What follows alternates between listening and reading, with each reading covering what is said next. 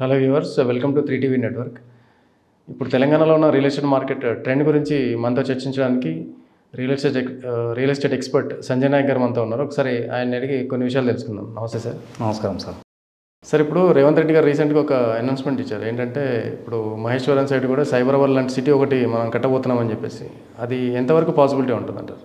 So Cyberabad లాంటి ఒక city కట్టాలి మహేశ్వరం అనేది మంచి డెసిషన్. అది ఎందుకంటే ఎప్పుడు కూడా సిటీ ఒకటే దగ్గర డెవలప్మెంట్ అయితే అప్పుడు గ్రోత్ అవ్వదు ఇంకా. సో సిటీ అనేది ఎప్పుడు కూడా ఏంటంటే ఎక్స్పాండ్ అవుతూ ఉండాలి. సో అక్కడ మహేశ్వరంని చూస్ చేసుకోవడానికి గల రీజన్ ఏంటంటే మనకి మేజర్గా ఎయిర్పోర్ట్ ఒకటి. ఎందుకంటే ఇప్పుడు ఔటర్ రింగ్ రోడ్ లోపలంతా కూడా వెల్ డెవలప్మెంట్ అయిపోయింది. ఔటర్ రింగ్ రోడ్ లోపల ఎక్కడ చేయాలన్నా కూడా ఆ ల్యాండ్ కానీ ఆ కాస్ట్ కానీ ప్రతిదీ కూడా చాలా ఎక్కువ ఉంటుంది. సో అందుకని చెప్పేసి ఇప్పుడు ఔటర్ రింగ్ రోడ్కి దగ్గర అలాంటి నెక్స్ట్ ప్రామిసింగ్ ఏరియాస్ ఎక్కడ ఉన్నాయి, ఎక్కడ గ్రోత్కి ఎక్కువ స్కోప్ ఉంది, అలాంటి ఏరియాని ఫస్ట్ చూస్ చేస్తారనమాట. సో ఫస్ట్ బేస్ చేసుకోవాల్సింది ఏంది, ట్రాన్స్పోర్టేషన్ని బేస్ చేసుకుంటారు. ఎక్కడైనా ఒక సిటీ ఎప్పుడు బాగా డెవలప్మెంట్ అవుతుంది అంటే మేజర్గా రెండింటి మీద డిపెండ్ అయి ఉంటుంది. ఒకటి ట్రాన్స్పోర్టేషన్ బాగుండాలి అక్కడ, అంటే కనెక్టివిటీస్ ఉండాలి. రోడ్వే కానీ, రైల్వే కానీ, ఎయిర్వే కానీ ఇవి ఉండాలి. ఇవి ఎక్కడైతే ఉంటాయో అక్కడ గ్రోత్కి ఎక్కువ స్కోప్ ఉంటుంది. ఇది బండ గుర్తుగా మనం పెట్టుకోవచ్చు, గ్యారంటీగా పెరుగుతాయి ఇది. సెకండ్ ఏంటంటే ఎక్కడైతే కనెక్టివిటీస్ ఉంటాయో అక్కడే ఇండస్ట్రీస్ రావడానికి ఎక్కువ స్కోప్ ఉంటుంది. ఎంప్లాయ్మెంట్ పెరిగినప్పుడే అక్కడ జనాలు వస్తారు, లేకపోతే జనాలు రారు కదా. సో ఎంప్లాయ్మెంట్ అనేది పెరగాలి. సో అక్కడ సరౌండింగ్ ఎంప్లాయ్మెంట్ ఆపర్చునిటీ ఎక్కువ ఉంది కాబట్టి ఇది ఒక రీజన్. థర్డ్ ఏంటంటే మనకి సరౌండింగ్ అన్ని రకాల ఎమ్యూనిటీస్ ఉండాలి. లైక్ ఇప్పుడు ఎవరైనా వచ్చి అక్కడ ఇల్లు కట్టుకొని ఉండాలంటే వాళ్ళ దగ్గర స్కూల్స్ ఉన్నాయా లేదా, కాలేజెస్, బ్యాంకులు, హాస్పిటళ్ళు, రెవెన్యూ డిపార్ట్మెంట్ ఇవన్నీ నియర్ బై ఉన్నాయా లేదా, ఇక్కడ ఒకవేళ మేము ఉండాలి అనుకుంటే అన్ని ఫెసిలిటీస్ ఎంత డిస్టెన్స్లో ఉన్నాయన్నది జనాలు ఫస్ట్ చూస్తారనమాట. సో వీటిని బేస్ చేసుకొని ఒక టౌన్ కానీ ఒక ఏదైనా ఒక ఏరియా కానీ డెవలప్మెంట్ అవుతుంది. సో అలాగే ఇప్పుడు ఎయిర్పోర్ట్ ఒకటి దగ్గర ఉండడం ప్లస్ ఇప్పుడు మహేశ్వరం అనేది శ్రీశైలం హైవే. సో ఇప్పుడు ఇంకో గుడ్ న్యూస్ ఏంటంటే మనకి మొన్నటిదాకా 4 లైన్స్ 2 లైన్స్ ఉన్న హైవేలన్నీ కూడా ఇప్పుడు 4 లైన్స్ 6 లైన్స్ ఇవన్నీ కూడా వైడ్ అవుతున్నాయి. ఎందుకంటే రోడ్ ఎప్పుడైతే బాగా కనెక్టివిటీ పెరుగుతుందో యాక్సెస్ చాలా ఈజీ అయిపోతుంది. ఇప్పుడు జనాలు ఏంటంటే ఎంత దూరం వెళ్తున్నామన్నా చూడట్లేదు, రావడానికి పోవడానికి మనకు ట్రాన్స్పోర్టేషన్ కనెక్టివిటీ ఏ విధంగా ఉంది, సరౌండింగ్ డెవలప్మెంట్స్ ఏ విధంగా ఉన్నాయి, నెక్స్ట్ 10 ఇయర్స్లో ఇక్కడ పెరుగుతుందా లేదా అన్నది సరౌండింగ్ ఎంప్లాయ్మెంట్ని బేస్ చేసుకొని పెరుగుతుంది అనమాట. ఇప్పుడు ఈ ఏరియాలో ఏంటంటే మనకి మేజర్గా అందరూ ఏమన్నారు, ఫస్ట్ ఫార్మాసిటీ అన్నారు. సో ఫార్మాసిటీని బేస్ చేసుకొని కొన్ని వేల ఎకరాల ల్యాండ్ ఆక్యుపై చేసి పెట్టుకున్నారు ఆల్రెడీ. సో తర్వాత ఫార్మాసిటీ క్యాన్సిల్ చేయడం, తర్వాత ఫార్మా విలేజెస్ క్లస్టర్గా డెవలప్మెంట్ చేస్తామనడం. సో ఇప్పుడు ఫార్మాసిటీ ఏంటంటే ఒకటే దగ్గర కాకుండా అన్ని హైవేలలో ఎక్కడెక్కడైతే ఆపర్చునిటీస్ ఉంటాయో అలాంటి హైవేలలో దీన్ని ఎక్స్పాండ్ చేయాలి, ఇక్కడ అన్ని కూడా ఫార్మా విలేజెస్గా డెవలప్మెంట్ చేయాలని చెప్పేసి గవర్నమెంట్ ఒక డెసిషన్ తీసుకుంది. సో దాంతోపాటే ఇప్పుడు ఏంటంటే ఇక్కడ ఎయిర్పోర్ట్కి దగ్గర ఉంది ప్లస్ సిటీకి దగ్గర ఉంది. అన్ని రకాలుగా మహేశ్వరం అనేది మంచి టౌన్ కాబట్టి దగ్గర ఉంది కాబట్టి సో నెక్స్ట్ ఇక్కడ గ్రోత్కి ఎక్కువ స్కోప్ ఉంది. సరౌండింగ్ మనకి ఎలక్ట్రానిక్ సిటీ కావచ్చు, ఇక్కడ నుంచి శ్రీశైలం హైవే వెళ్ళే ఇక్కడ నుంచి మనకు దగ్గర ఎక్కడ దాకా అంటే మనకి ఏదైతే కడతాల్, ఆమన్గల్, అక్కడ నుంచి కల్వకుర్తి వరకు కూడా ఫ్యూచర్లో ఎక్కువ స్కోప్ ఉందన్నమాట డెవలప్మెంట్ అవ్వడానికి. ఎందుకు అంటే సీఎం రేవంత్ రెడ్డి గారు కూడా పుట్టి పెరిగిన విలేజ్ అంతా కూడా కల్వకుర్తి సైడే కాబట్టి ఇదొక రూట్ మేజర్ డెవలప్మెంట్ చేయడం. దీంతోపాటు మనం ఎయిర్పోర్ట్కి ఇక్కడ సైడ్ చూసుకుంటే బెంగళూరు హైవే ఉంది. సో మనకి ట్రాన్స్పోర్టేషన్ పరంగా కానీ సిటీ లోపల రావడానికి బయటికి వెళ్ళడానికి కానీ ఎలాంటి ఇబ్బందులు లేవన్నమాట. అందుకని ఇలా చాలామంది ఏంటంటే మహేశ్వరం సైడు తర్వాత మనకి ఏదైతే తుక్కుగూడ ఉందో అక్కడ నుంచి ఎక్కడ దాకా అంటే దాదాపు మనకి కల్వకుర్తి వరకు కూడా చాలామంది ప్రాజెక్ట్స్ చేస్తున్నారు, చాలామంది ఆ రూట్లో ఇన్వెస్ట్మెంట్ చేస్తున్నారు. సో అక్కడ ఇన్వెస్ట్మెంట్ చేసే వాళ్ళందరూ కూడా ఏంటంటే షార్ట్ టైంలో తొందరగా రిటర్న్ తీసుకోవడానికి టైం ఉంది, ఆపర్చునిటీ ఉంది. కాకపోతే ఇప్పుడు వాళ్ళు చెప్పినట్టుగా అన్ని డెవలప్మెంట్స్ అవ్వాలి, ఖచ్చితంగా అంత పెద్ద లెవెల్లో దాన్ని ఎగ్జిక్యూట్ చేయాలంటే అది ఓవర్ నైట్లో అయ్యే పని కాదు. సో ప్రాక్టికల్గా మాట్లాడాలంటే it take some time. So అక్కడ ఆ రూట్లో ఇన్వెస్ట్మెంట్ చేసే ప్రతి ఒక్క ఇన్వెస్టర్కి కూడా మేము ఏం చెప్తామంటే రేట్లు అయితే ఖచ్చితంగా పెరుగుతాయి. ఎందుకంటే ఆ రేటు పెరగడానికి స్కోప్ ఉన్నటువంటి ఏరియా సిటీకి దగ్గర ఉన్న ఏరియా, పైగా అది రంగారెడ్డిలోనే ఉంది కాబట్టి. సో మనం ఏం చేయాలంటే ఇవాళ ఇన్వెస్ట్మెంట్ చేస్తే నెక్స్ట్ ఒక 5 to 10 years వెయిట్ చేయాలి. ఏదైనా గవర్నమెంట్ ఒక డెసిషన్ పెట్టిందంటే అది ఓవర్ నైట్లో అయిపోదు, చాలా టైం పడుతుంది. గవర్నమెంట్ నుంచి ఫండ్స్ రావాలి, అక్కడ కంపెనీస్ అక్కడ వచ్చి ఇన్వెస్ట్మెంట్ చేయాలి, అక్కడ అన్ని డెవలప్మెంట్ చేయడానికి 4-5 years ఇలా ఈజీగా వెళ్ళిపోతాయి, అర్థమే కాదు అది. కాబట్టి మినిమం ఒక 5 to 10 years వెయిట్ చేయగలిగితే ఆ ఏరియాలో ఎక్కడ ఉన్నా కూడా నెక్స్ట్ ఫ్యూచర్లో డెవలప్మెంట్కి ఎక్కువ స్కోప్ ఉంది. సో గవర్నమెంట్ ఒకసారి చెప్పింది అనుకోండి ఒక డెవలప్మెంట్, దానివల్ల రెవెన్యూ పుట్టేదైతే ఎవరు కూడా దాన్ని ఆబ్జెక్షన్ చేయరు. దానివల్ల గవర్నమెంట్కి ఆదాయం వస్తుంది, ప్లస్ చుట్టుపక్కల ల్యాండ్ వాల్యూస్, మార్కెట్ వాల్యూస్ అన్నీ పెరగడం వల్ల కూడా వాళ్ళకి ఎక్కువ బెనిఫిట్స్ ఉంటాయి. కాబట్టి ఫ్యూచర్లో డెవలప్మెంట్ అవ్వడానికైతే మహేశ్వరం సరౌండింగ్ ఎక్కడైనా సరే ఒక మనం 10 నుంచి 20 కిలోమీటర్ రేడియసే కాకుండా అప్ టు మనం ఈ రూట్లో మహేశ్వరం నుంచి చూసుకుంటే కల్వకుర్తి వరకు ఎక్కడ ఇన్వెస్ట్మెంట్ చేసినా కూడా ఇన్వెస్టర్లకి ఫ్యూచర్లో మంచి రిటర్న్స్ రావడానికి ఎక్కువ స్కోప్ ఉన్నాయి. సరే, అయితే ఇప్పుడు రేవంత్ రెడ్డి గారు ఇంకో అనౌన్స్మెంట్ కూడా జరిగింది కదా, ఆయన కొత్తగా ముఖ్యమంత్రి ప్రభుత్వం మారిన తర్వాత ఏంటంటే 3R అనేది పెంచుతున్నారు కదా, రేడియస్ అనేది. సో అది రేడియస్ పెంచడం వల్ల RRR మొత్తం ఇప్పుడు ఒక 100 కిలోమీటర్ల దాకా పోయింది అనుకోండి, అక్కడ దాకా కూడా HMD లెవెల్లోకి దీంట్లోకి వస్తుంది అంటున్నారు కదా. ఎస్. సో అప్పుడు ఎంత అంటే రేంజ్ పెరగడానికి, అంటే తెలంగాణ రేంజ్ పెరగడానికి ఎంత స్కోప్ ఉంది? 100%. ఎప్పుడైనా కానీ ఇంతకుముందు మనకి ఏముండే, IRR ఉండే, ఇన్నర్ రింగ్ రోడ్ లోపల వరకు హైదరాబాద్ అనేది ఉండే. కానీ తర్వాత ఏమైంది, జనాలు ఎక్కువ పెరగడం వల్ల హైదరాబాద్ మనకి ఇన్నర్ రింగ్ రోడ్ నుంచి నెక్స్ట్ వచ్చింది outer ring road. So outer ring road వేసేటప్పుడు చాలామంది ఏమనుకున్నారు, అంత పెద్ద రోడ్ అవసరమా అసలు మనకి, దానివల్ల చాలా డబ్బులు వేస్ట్, మొత్తం తీసుకుపోయి అడవిలకి రోడ్ వేస్తారా అని చెప్పి అనుకున్నారు. బట్ ఎప్పుడైతే ORR వచ్చిందో మనకి ఇన్నర్ రింగ్ రోడ్ నుంచి ORR వరకు డెవలప్మెంట్ ఒక ర్యాపిడ్గా జరిగిపోయింది. ఎవరు ఊహించలే అంతలా డెవలప్మెంట్ అవుతుంది, ఇది మనం చూసిన హైదరాబాదేనా, ఇట్లా డెవలప్మెంట్ అయిందా అనుకునే స్థాయికి వెళ్ళిపోయింది. దానివల్ల ఏమైందంటే సిటీ మీద ట్రాఫిక్ భారం ఇలా చాలా తగ్గింది. ORR ఇప్పుడు మనం జస్ట్ ఇమాజిన్ చేయండి, మీరు ORR లేకపోతే హైదరాబాద్లో ఇంకెంత ట్రాఫిక్ ఉంటుండే. సో గవర్నమెంట్ అనేది ఎప్పుడు కూడా ముందు చూపుతో ప్లాన్ చేయాలి. సో ఆ ముందు చూపుతోనే ORR వేసినప్పుడు చాలామంది ఏమన్నారు, అంత పెద్ద రోడ్ అవసరమా, మా గల్లీల సిమెంట్ రోడ్లకే గతి లేదన్నారు. బట్ ఎప్పుడైతే ORR వచ్చిందో సరౌండింగ్ అంతా కూడా వెల్ డెవలప్మెంట్ అయిపోయింది. సో సిటీలోకి ఎక్కడైనా రావడానికి పోవడానికి ఈజీ యాక్సెస్ అయిపోయింది. ఇప్పుడు ORR ఇంకొక విషయం ఏంటంటే, ORR నుంచి ఇప్పుడు రీజనల్ రింగ్ రోడ్ వరకు ఈ RRR రావడం వల్ల అడ్వాంటేజ్ ఏంటంటే, మనకి రానున్న ఇంకో 20 సంవత్సరాల్లో కొన్ని సర్వేలు కూడా, లేటెస్ట్ సర్వేస్ ఏం చెప్తున్నాయంటే, ఇవాళ హైదరాబాద్ జనాభా దాదాపు 1,40,00,000 మంది ఉన్నారు. నెక్స్ట్ 10 ఇయర్స్లో విలేజెస్లో వేరే వేరే టౌన్స్లలో ఉండే వాళ్ళందరూ కూడా హైదరాబాద్ మెట్రోపాలిటన్ సిటీకి రావడానికి ఎక్కువ ఇష్టపడుతున్నారు. ఇది 10 సంవత్సరాల్లో ఎంతవరకు పెరగవచ్చు అంటే, ఇంకొక 10 ఇయర్స్లో, నేను చెప్పేది జస్ట్ 10 ఇయర్స్లో దాదాపు 2.5 కోట్లకు చేరబోతుందంట. సో 2.5 కోట్ల మంది ఇప్పుడు హైదరాబాద్లోకి వస్తే ఇంకా ఎన్ని వెహికల్స్ వస్తాయి, ఎంత ఇబ్బందులు అవుతాయి. కాబట్టి సిటీని ఎక్స్పాండ్ చేయాలి. ఎప్పుడైనా ఎక్స్పాండ్ చేస్తే ఏమవుతుంది, అక్కడ కాస్ట్ అంటే మనకి ఇంకా తక్కువలో దొరుకుతాయి, ల్యాండ్ వాల్యూస్ కానీ రెంటల్ కానీ అన్నీ కూడా తక్కువలో వస్తాయి, జనాలు ఈజీగా ఉంటుంది. లేకపోతే ఏంటంటే ఒకటే దగ్గర కిక్కిరిసిపోతుంది. అందుకని చెప్పేసి ఇప్పుడు రీజనల్ రింగ్ రోడ్ రావడం. సో రీజనల్ రింగ్ రోడ్ రావడం వల్ల ఇవాళ ఎట్లయితే ఔటర్ రింగ్ రోడ్ రావడం వల్ల బెనిఫిట్ అయిందో, అలా రీజనల్ రింగ్ రోడ్ వచ్చిన తర్వాత కూడా surrounding land values, market values అన్నీ పెరుగుతాయి. ప్లస్ దీన్ని HMDAలో కన్వర్ట్ చేయడం వల్ల ఇంకొక అడ్వాంటేజ్ ఏంటంటే, హైదరాబాద్ లిమిట్స్ అనేది పెరుగుతుంది. సో ఇప్పుడు ఎక్కడో నేను వెళ్తున్నాను కాకుండా, ఇది రీజనల్ రింగ్ రోడ్ లోపలంతా కూడా హైదరాబాదే. ఇలా ORR లోపలంతా కూడా హైదరాబాదే. ORR లోపల ఇలా గజం కొనాలంటే 40,000 నుంచి 50,000 మినిమం ఉంది ఏ మూలకు పోయినా. సో అంతలాగా ఇప్పుడు ప్రతి ఒక్కరు అక్కడ ఇన్వెస్ట్మెంట్ చేయలేరు కాబట్టి నెక్స్ట్ ORR నుంచి రీజనల్ రింగ్ రోడ్ వరకు. సో ఈ ఇన్నర్ రింగ్ రోడ్ నుంచి ఔటర్ రింగ్ రోడ్ ఎట్లయితే డెవలప్మెంట్ అయిందో, నెక్స్ట్ 10 to 20 ఇయర్స్లో ఈ ఔటర్ రింగ్ రోడ్ నుంచి రీజనల్ రింగ్ రోడ్ వరకు డెవలప్మెంట్ అవుతుంది. ఎందుకు అవుతుంది అంటే, గవర్నమెంట్ కూడా క్లియర్గా రేవంత్ రెడ్డి గారు చెప్పడం జరిగింది ఏంటంటే, ఇప్పుడు మనకు ఔటర్ రింగ్ రోడ్ లోపలంతా కూడా ఏంది, మనకి ఇదంతా కూడా అర్బన్ తెలంగాణ, తర్వాత రీజనల్ రింగ్ రోడ్ వరకు సెమీ అర్బన్ తెలంగాణ, ఆ తర్వాత రూరల్ తెలంగాణగా దీన్ని డెవలప్మెంట్ చేయాలని చెప్పేసి చెప్పడం జరిగిందనమాట. సో దీనివల్ల ఏమవుతుందంటే, ఎక్కువ మంది ఇన్వెస్టర్స్ వస్తారు. ఎక్కువ మంది ఏంటంటే, ఇప్పుడు హైదరాబాద్ లోపల నేను కొనలేకపోయినా అనే ఫీలింగ్లో ఎవరైతే ఉన్నారో, అప్పుడు తక్కువలో వచ్చింది, అప్పుడు మా మామ చెప్పిండు, మా బాబాయ్ చెప్పిండు, తెలిసిన వాళ్ళు చెప్పారు, అయ్యో ఔటర్ రింగ్ రోడ్ దగ్గర మిస్ అయిపోయినాం, అంత పెద్దది వస్తుందో రాదో అని చెప్పి చాలామంది ఆగిపోయారు. కానీ ఎవరైతే ముందు చూపుతో ఇన్వెస్ట్మెంట్ చేసారో, లక్షల్లో పెట్టిన వాళ్ళు ఇలా కోట్లలో ఉన్నారు. సో అందుకనే ఇప్పుడు ఔటర్ రింగ్ రోడ్ దగ్గర మిస్ అయిన వాళ్ళందరూ కూడా రీజనల్ రింగ్ రోడ్ దగ్గర ఎక్కువ ఇన్వెస్ట్మెంట్ చేయడానికి చూస్తున్నారు. అండ్ ఎప్పుడైనా కానీ ఒక మేజర్ గుర్తుపెట్టుకోవాల్సింది ఏంటంటే, మీరు నాట్ ఓన్లీ హైదరాబాద్, మీరు ఎనీ మెట్రోపాలిటన్ సిటీస్ తీసుకోండి, ఒక సిటీ బాగా డెవలప్మెంట్ అవుతుంది, అదేవిధంగా ఒక సిటీ ఎక్కడ దాకా ఎక్స్పాండ్ అవుతుంది, ఎక్కడ దాకా గ్యారంటీ రిటర్న్స్ వస్తాయంటే, ఒక రాజధానికి లేదా ఒక మెట్రోపాలిటన్ సిటీకి సెంటర్ నుంచి చూసుకుంటే 100 కిలోమీటర్ రేడియస్ ఎప్పటికైనా పెరుగుతుంది. ఇది బండ గుర్తుగా చెప్పుకోవచ్చు. ఎందుకంటే మెట్రోపాలిటన్ సిటీస్ అంటే అన్నీ అవైలబుల్ ఉంటాయి అక్కడ. కాబట్టి ఇలా హైదరాబాద్ చూసుకుంటే మనకి రోజు రోజుకి బాగా డెవలప్మెంట్ అవుతుంది. 10 ఇయర్స్ బ్యాక్ ఇప్పుడు మనం గుర్తుపట్టలేము హైదరాబాద్ని, నెక్స్ట్ 10 ఇయర్స్లో ఇంకా గుర్తుపట్టలేము. అలా అయిపోతుంది. కాబట్టి మనం ఏం చేయాలంటే, నెక్స్ట్ రాబోయే దాన్ని మనం ఊహించి ముందే ఇన్వెస్ట్మెంట్ చేసి పెట్టుకుంటే, మనం సేఫ్ సైడ్గా ముందే ఇన్వెస్ట్మెంట్ చేసి పెట్టుకుంటే ఏమవుతుంది, లాంగ్ టర్మ్లో రిటర్న్ ఆన్ ఇన్వెస్ట్మెంట్ అనేది అద్భుతంగా అవుతుంది. కాబట్టి నెక్స్ట్ 10 ఇయర్స్ లోపు రీజనల్ రింగ్ రోడ్ ఏదైతే ఇంతకుముందు ఏమన్నారు, మనకి 330 కిలోమీటర్స్ అన్నారు, 38 అన్నారు, తర్వాత 40 అన్నారు, ఇప్పుడు 50 అంటున్నారు. ఇంకో 20 కిలోమీటర్లు పెరిగినా ఆశ్చర్యపోనవసరం లేదు. సో దీనంతటి మొత్తం అంతా కూడా ఎంత కాస్ట్ వస్తుంది అంటే, అరౌండ్ 31,000 కోట్లు అవుతుంది గవర్నమెంట్ చెప్పేది. సో దీంట్లో మెటీరియల్ అక్కడి నుంచి ఇక్కడ ట్రాన్స్పోర్ట్ చేయడానికి రీసెంట్గా నితిన్ గడ్కరీ గారు కూడా 300 కోట్ల రూపాయలు శాంక్షన్ చేయడం జరిగింది. సో ఫస్ట్ నార్త్, తర్వాత సౌత్ ఫేస్లో కన్స్ట్రక్షన్ చేస్తాం, డెవలప్ చేస్తాం అన్నారు. బట్ ఇప్పుడు ఏమంటున్నారు, ఒకటేసారి 2 కంప్లీట్ చేయండి, ఒకటేసారి రీజనల్ రింగ్ రోడ్ కంప్లీట్ అవ్వాలి అంటున్నారు. ప్లస్ ఈ రీజనల్ రింగ్ రోడ్తో పాటు రీజనల్ రింగ్ లైన్ వేస్తామని కూడా అంటున్నారు.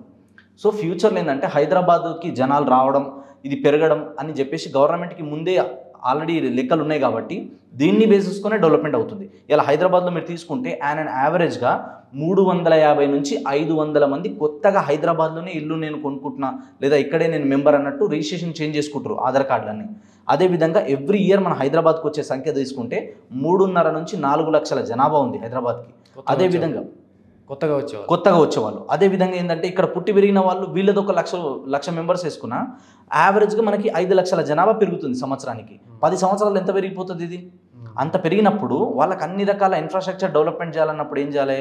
ఖచ్చితంగా సిటీ అనేది ఎక్స్పాండ్ చేయాలి. సో సిటీ ఎక్స్పాండ్ చేస్తేనే స్కూల్స్, కాలేజెస్, హాస్పిటల్, బ్యాంకులు ఇవన్నీ ఫెసిలిటీస్ ఇవ్వగలిగినప్పుడు ఖచ్చితంగా జనాలు అక్కడ వస్తారు. కొందరు ఏమనుకుంటారు అంటే గంత పెద్ద రోడ్ వస్తుందా, వచ్చినప్పుడు చూద్దాంతి అనుకుంటారు. ఎప్పుడైనా కానీ 3 రకాల స్టేజెస్లో డెవలప్మెంట్ అవుతుంది. ఎప్పుడైనా ఒకటి అనౌన్స్మెంట్ వచ్చినప్పుడు, తర్వాత ఏంది వర్క్ స్టార్ట్ అయినప్పుడు, తర్వాత ఏంటంటే కంప్లీట్ అయినప్పుడు. సో కంప్లీట్ అయినప్పుడు మనం కొనలేం, చాలా హెవీ రేట్స్ ఉంటాయి. అప్పుడు వర్క్ నడిచేటప్పుడే తక్కువ ఉంటుంది, అనౌన్స్మెంట్ వచ్చినప్పుడు ఇంకా తక్కువ ఉంటుంది. కాబట్టి మనం ఫ్యూచర్ని దృష్టిలో పెట్టుకొని ముందు నుంచే ఇన్వెస్ట్మెంట్ చేసి పెట్టుకుంటే రిటర్న్లో మంచి రిటర్న్స్ వస్తాయి మంచిగా. దానివల్ల ఏమవుతుంది, మనం ఇలా 10,000 పెడితే రేపు 50,000 అవుతుంది. ఇప్పుడు మనం 10,000, 15,000 లోపల గజం కొనలేకపోతే అవుటర్ రింగ్ రోడ్ నుంచి రీజనల్ రింగ్ రోడ్ వరకు ఎక్కడ తీసుకున్నా మీరు గజం యావరేజ్గా 10,000 నుంచి 15,000 మధ్యలో ఉంది. అంతకన్నా తక్కువలు ఎక్కడ లేవు.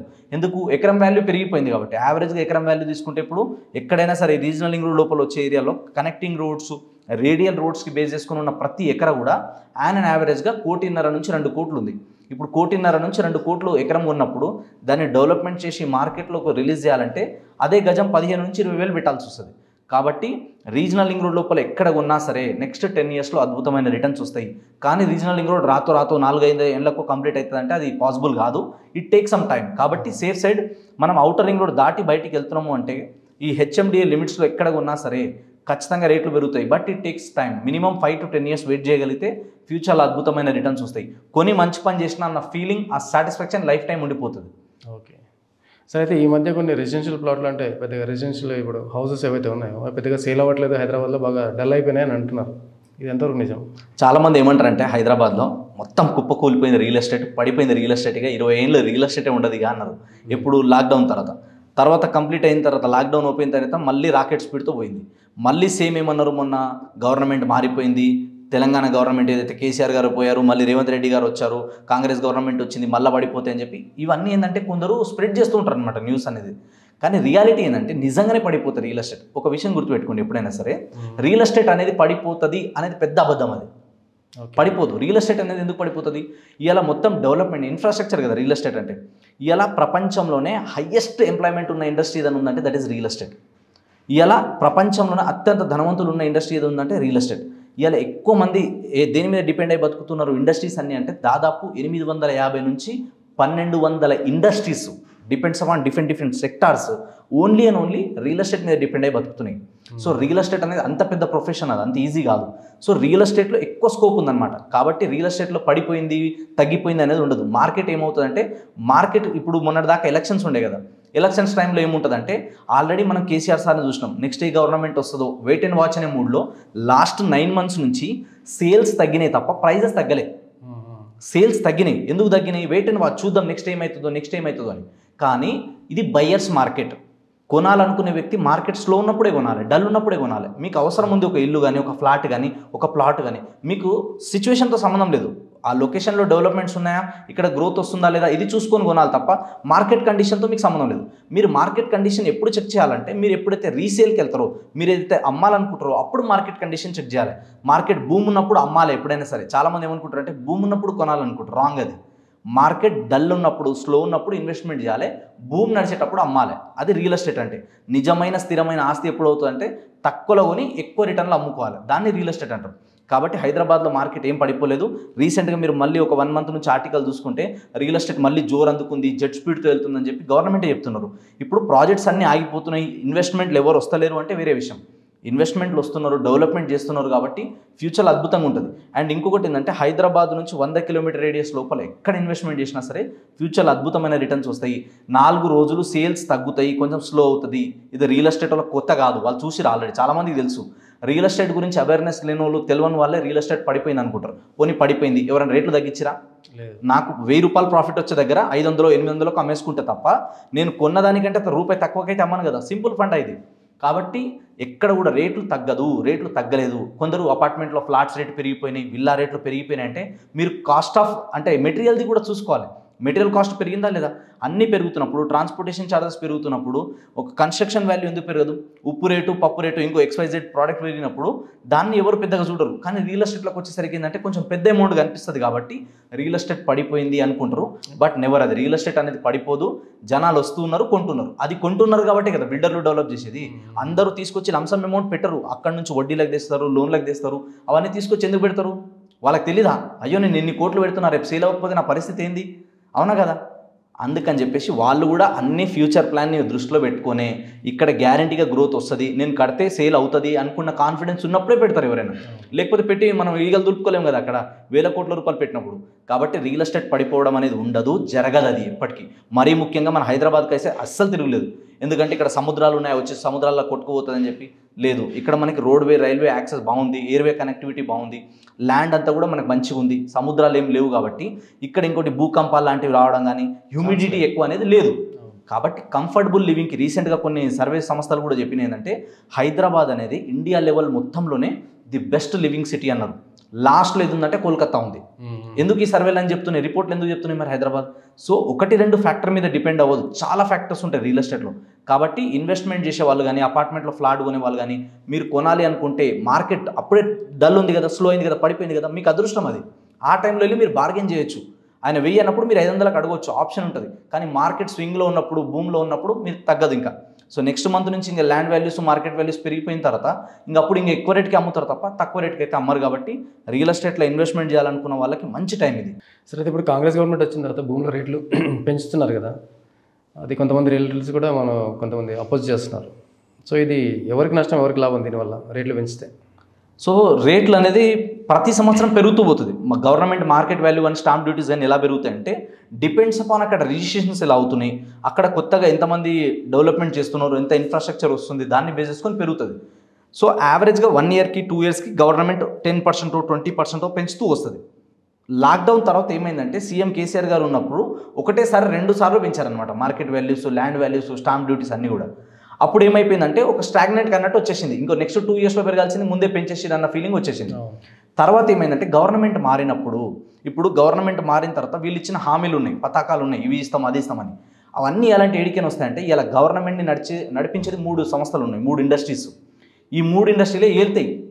అందులో first very important registration, stamp values, duties ఇవన్నీ రిజిస్ట్రేషన్ నుంచి వస్తాయి. అంటే రియల్ ఎస్టేట్ అనేది నెంబర్ 1. సెకండ్ ఏంటంటే ట్రాన్స్పోర్టేషన్ నుంచి బాగా వస్తుంది. సో ట్రాన్స్పోర్టేషన్ నుంచి ఎక్కువ ఇన్కమ్ వస్తుంది. తర్వాత వచ్చేసి ఏంటంటే లిక్కర్ నుంచి వస్తుంది. సో ఈ 3 ఇండస్ట్రీ నుంచి రెవెన్యూ ఎక్కువ జనరేట్ అవుతుంది. కాబట్టి దీని నుంచి ఎవరైనా ఫస్ట్ ప్రియారిటీ ఇస్తారు. ఇప్పుడు ఎందుకు ఇది పెంచడం వల్ల నష్టమా మనకి లాభమా అంటే గవర్నమెంట్కి అయితే ఖచ్చితంగా లాభమే. ప్లస్ అదేవిధంగా ఏంది, ఇప్పుడు గవర్నమెంట్కి చూపించే sale deed value, market value ఒకటి ఉంటుంది, కానీ ప్రైవేట్లో నడిచే ట్రాన్సాక్షన్ అంతా వేరే ఉంటుంది. సో దీనివల్ల ఏమవుతుంది, రియల్ ఎస్టేట్ బిజినెస్ చేసే వాళ్ళకి ఇంకా ప్లస్సే దీనివల్ల. మైనస్ అంటే కొంచెం రేటు పెరుగుతుంది, ఖర్చు పెరుగుతుంది అనిపిస్తుంది. బట్ ఏంటంటే రేపు సేల్ చేసుకోవడానికి కూడా అది ఒక బెనిఫిటే. ఎందుకంటే ఇప్పుడు గవర్నమెంట్ వాళ్ళు ఇప్పుడు 10 లక్షలు ఉంది ఫర్ ఎగ్జాంపుల్, కానీ అక్కడ మార్కెట్లో ప్రైవేట్గా నడిచేది ₹1 కోటి ఉంది. ఈ 10 లక్షల మీదనే వాళ్ళు కట్టేస్తారు కదా, మొత్తం ఏదైతే ఛార్జ్ ఉంటుందో చలాన్ అమౌంట్ అంతా 10 లక్షల మీదనే కడతారు. ఇది కనుక 10 లక్షలు కాకుండా 20 లక్షలు పెంచారనుకోండి, ఆటోమేటిక్గా ఈ ల్యాండ్ వాల్యూ అనేది పెరుగుతుంది. అండ్ ఇంకోటి ఏంటంటే అన్ని చోట్ల పెంచట్లేదు, అన్ని చోట్ల మినిమం 20 నుంచి 40% పెంచుతున్నారు. కొన్ని ఆల్రెడీ ఎక్కువ డెవలప్మెంట్ అవ్వడానికి స్కోప్ ఉన్న ఏరియాలో 100 నుంచి 200% కూడా 3 టైమ్స్ కూడా పెరిగే ఛాన్సెస్ కూడా ఉన్నాయని చెప్తున్నారు. అది పెంచాలి కూడా. పెంచినప్పుడు ఏమవుతుంది, వీళ్ళకి రెవెన్యూ ఎక్కువ వస్తుంది, ప్లస్ డెవలప్మెంట్ చేయడానికి ఎక్కువ స్కోప్ ఉంటుంది. అండ్ ఇంకోటి ఏంటంటే గవర్నమెంట్ ఇచ్చిన పథకాలు, హామీలన్నీ నెరవేరాలంటే ఖచ్చితంగా రెవెన్యూ రావాలి వాళ్ళకి. ఆ రెవెన్యూ ఇక్కడ నుంచి వస్తుంది. సో దీనివల్ల ఇంకోటి ఏంటి, ఇప్పుడు మారుమూల ప్రాంతాలలో ఉన్న గవర్నమెంట్ ఎకరం వాల్యూ కూడా యావరేజ్గా 60,000 70,000 ఉన్నది కాస్త మినిమం 2.5 lakhs తీసుకురావాలి. ఇంకా కొన్ని ఏరియాలో అయితే మినిమం 6 lakhs ఉండాలి. అదే కనుక అపార్ట్మెంట్లలో ఫ్లాట్ అయితే పర్ ఎస్ఎఫ్టీ మినిమం ₹1,000 ఉండాలి. ఇప్పుడు 500-600 లోపలే ఉన్నాయన్ని, మినిమం 1,000 ఉండాలని చెప్పడం. సో ఇవన్నీ కూడా పెంచుతున్నారు. సో దీనివల్ల ఏంటంటే కొంచెం ఒక ఎఫెక్ట్ ఏమవుతుందంటే హైదరాబాద్ లోపల కొనాలనుకునే వాళ్ళకి కొంచెం ఇబ్బంది, కొంచెం కాస్ట్ అనేది పెరుగుతుంది. బట్ అప్పుడు మనం అక్కడ కొనలేనప్పుడు మనం ఏం చేయాలంటే సిటీ దాటి కొంచెం ముందుకు వెళ్ళాలి, అక్కడ వెళ్తేనే మనం కొనగలుగుతాం అనమాట. కాబట్టి దీనివల్ల గవర్నమెంట్కి ఎక్కువ వస్తుంది. రేపు ఫ్యూచర్లో మనం ఇలా కొన్న ప్రాపర్టీకి రేపు రీసేల్ చేసుకునేటప్పుడు కూడా అప్రిషియేషన్ అనేది ఒకటి మంచిగా ఉంటుంది. ఎప్పుడు అదే ఉంటే, అక్కడే స్టాగ్నెంట్ అయి ఉంటే మార్కెట్ గ్రోత్ అవ్వదు కదా. అక్కడ నుంచి డబ్బులు పెరుగుతున్నప్పుడే అక్కడ కొత్త ఇండస్ట్రీస్ వస్తాయి, కొత్త డెవలప్మెంట్ వస్తాయి, గ్రోత్ వస్తుంది. సో అవన్నీ గ్రోత్ రావడానికి స్కోప్ ఉందని చెప్పేసి గవర్నమెంట్ కూడా ఈ డెసిషన్ తీసుకుంది. సార్, ఈ మధ్య కొన్ని కంపెనీలు ఇన్వెస్టర్లను మోసం చేసే, బోర్డు తిప్పేసాయని కొన్ని రకాల మోసాలు చేస్తున్నాయి. అంటే ప్రీ లాంచింగ్ అని అవన్నీ. అవును, రకరకాల మోసాలు జరుగుతున్నాయి అనేది ఒకటి జరుగుతుంది. రియల్ అసలు ఎస్టేట్ ఈ మోసాలు ఎలా చేయగలుగుతారు వీళ్ళు? సోర్స్ ఏముంటుంది వీళ్ళకి? ఎట్లా మోసం చేయగలుగుతారు రియల్ ఎస్టేట్ కంపెనీలు? ఆశ, సింపుల్. చాలామంది జనాలు ఏమంటారంటే ఈ స్కీమ్లు పెట్టంగానే ఇన్వెస్ట్మెంట్ చేయడానికి తొందరపడతారు. Scheme is equal to scam. చాలా వరకు అలర్ట్ ఉండాలి స్కీమ్లలో ఇన్వెస్ట్మెంట్ చేసేటప్పుడు. ఎప్పుడు ఎక్కువ మోసాలు జరుగుతాయంటే first very important, builder reputation బాగాలేకపోతే, రెప్యూటెడ్ బిల్డర్ ఉన్నారా లేదా ఆయన అప్రూవల్స్ అన్నీ క్లియర్ ఉన్నాయా లేదా అన్న చూడాలి. చాలామంది ఏంటంటే ప్రీ లాంచ్లలో ఎక్కువ మోసపోవడానికి ఉంటుంది. ఇప్పుడు వాళ్ళు ఏం చేస్తారంటే ఒక ఏరియా చూపిస్తారు, అపార్ట్మెంట్స్ కానీ విల్లాస్ కానీ లేదా ఓపెన్ ప్లాట్స్ లేఅవుట్ కానీ వేసేటప్పుడు దానికి ఒక ఎల్పీ నెంబర్ అనేది వస్తుంది.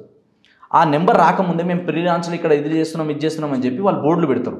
గవర్నమెంట్ దీని మీద చాలా ఆర్టికల్స్ తెచ్చింది, చాలా రూల్స్ రెగ్యులేషన్ తెచ్చినప్పటికీ కూడా కొందరు ఏంటంటే మేము ఆల్రెడీ ఇక్కడ చేసినాం అక్కడ చేసినాం అని చెప్పి చూపించుకొని దీన్ని డెవలప్మెంట్ చేస్తాము ఇలా అవుతుంది అని చెప్పి ప్రీ లాంచింగ్లో వాళ్ళ దగ్గర కొంచెం అమౌంట్ కట్టించుకుంటారు. తర్వాత ఎల్పీ నెంబర్ వచ్చిన తర్వాత డెవలప్మెంట్ స్టార్ట్ అయిన తర్వాత కాస్ట్ ఎక్కువ ఉంటుంది, ఇప్పుడైతే తక్కువ వస్తుంది అని చెప్తారు. అలా అందరూ మోసాలు చేయరు, కొందరు చేస్తారు. సో కొందరు చేసినప్పుడు మనం ఏముండాలంటే ఫస్ట్ వెరీ ఇంపార్టెంట్, మనం డాక్యుమెంటేషన్ క్లియర్ ఉన్నాయా లేదన్న చూసుకోవాలి. చాలామంది ఇక్కడే మిస్టేక్ చేస్తారు. ఏంటంటే ఒక ప్రాపర్ లాయర్ని కానీ ఒక రియల్ ఎస్టేట్ కన్సల్టెంట్ని కానీ రియల్ ఎస్టేట్లో ఎక్స్పర్ట్ని కానీ వాళ్ళ సలహాలు సూచనలు తీసుకోవాలి ఎప్పుడైనా సరే. ఎందుకంటే మేము ఇండస్ట్రీలో ఉన్నప్పుడు ఇప్పుడు మీరు మీ ప్రొఫెషన్లో ఎక్స్పర్ట్ అవునా కదా, కానీ రియల్ ఎస్టేట్లో కాదు కదా. వీఆర్ ద రియల్ ఎస్టేట్లో మేము ఎక్స్పర్ట్ మా ప్రొఫెషన్లో. కాబట్టి మనం ఈ ప్రొఫెషన్ వదిలేసి ఇంకో ప్రొఫెషన్లో డే 1 నుంచి అన్ని తెలుసుకోవాలంటే టేక్ లాట్ ఆఫ్ టైం. కాబట్టి మనం ఏం చేయాలి, ఎక్స్పర్ట్ల సలహాలు తీసుకోవాలి ఎప్పుడైనా సరే. ఎక్స్పర్ట్ల సలహాలు తీసుకుంటే ఈజీ అవుతుంది. సో దాంట్లో ఫస్ట్ ఏముండాలంటే లీగల్ డాక్యుమెంటేషన్ అనేది క్లియర్ ఉండాలి. ఇక్కడే చాలామందికి దెబ్బపడుతుంది. అందులో ఫస్ట్ లింక్ డాక్యుమెంట్స్ క్లియర్ ఉన్నాయా లేదా, తర్వాత ఈసీ ఇన్కంబరెన్స్ సర్టిఫికేట్ క్లియర్ ఉందా లేదా, దీని తర్వాత మనకి రెరా అప్రూవల్ ఉందా లేదా, మినిమం ఒక 5 ఫ్లోర్ బిల్డింగ్ కడుతున్నారు, ఒక స్టాండర్డ్ అయినా ఒక గేటెడ్ కమ్యూనిటీ అయినా దానికి రెరా అప్రూవల్ ఉందా లేదా, ఎంత టైం పీరియడ్ లోపు కన్స్ట్రక్షన్ చేసిస్తారు లేదా ఎంత టైం లోపు మొత్తం డెవలప్మెంట్ చేసిస్తారు, ఇది క్లియర్ ఉన్నాయా లేదా చూసుకోవాలి.